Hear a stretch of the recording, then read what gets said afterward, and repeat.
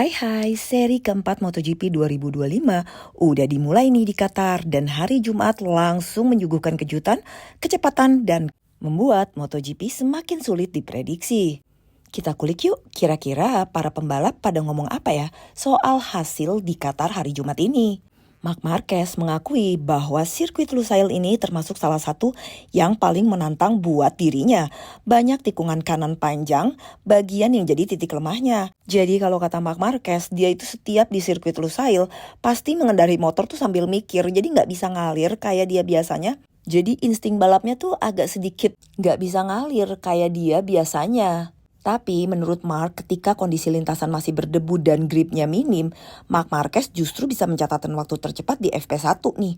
Dan waktu tercepatnya tuh bisa lebih cepat setengah detik dari pembalap lainnya. Jadi Marc Marquez sendiri bilang bahwa dia cukup puas dengan hasil di free practice 1 maupun di practice hari ini. Pecco Bagnaia juga tampil jauh lebih percaya diri.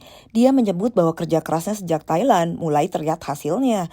Kini Pecco berasa bahwa dia bisa ngerem dan masuk ke tikungan seperti biasanya dia di tahun 2024 lalu.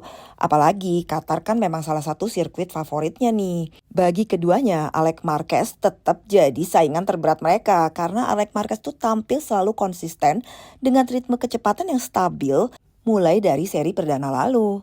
Yang cukup mengejutkan tentunya Franco Morbidelli, walaupun saya sendiri sih nggak terlalu terkejut ya, apalagi pas tahu bahwa Valentino Rossi ada di sana. Karena buat Franco Morbidelli, Valentino Rossi tuh nggak cuma mentor, tapi sesuatu yang benar-benar bisa nge-build up semangatnya dia. Dan bener aja dong, di sesi wawancara, Franco Morbidelli bilang, emang motornya bekerja dengan baik, tapi semangatnya tuh semakin besar karena Valentino Rossi hadir langsung di pedok. Dan bukan cuma Franco Morbidelli, Fabio Di Giannantonio juga confirm bahwa itu bener banget ketika ada Vale, itu bener-bener bawa ekstra energi. Bahkan Pecco Bagnaia itu juga mengakui loh, walaupun mereka memang terus berkomunikasi lewat WhatsApp maupun telepon, tapi kalau Valentino Rossi tuh ada di pedok, dia tuh bisa langsung ngedeliver dan kasih strategi-strategi yang bikin balapan jadi semakin terasa lebih mudah. Emang deh, legend banget si Yellow ini. Progres positif juga ada di garasinya Yamaha nih. Fabio Quartararo berhasil jadi pembalap non-Ducati tercepat, finish di posisi 6.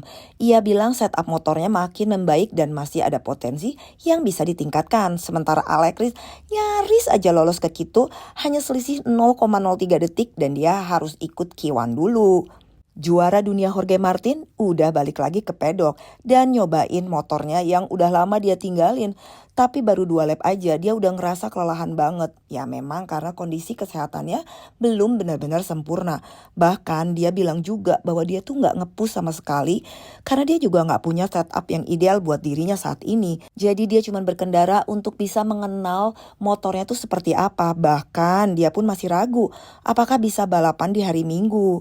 Pasti sulit banget buat Jorge Martin yang biasanya selalu push to the limit dan sekarang benar-benar harus hold back demi untuk tidak mencederai dirinya lagi di masa pemulihan yang belum selesai ini.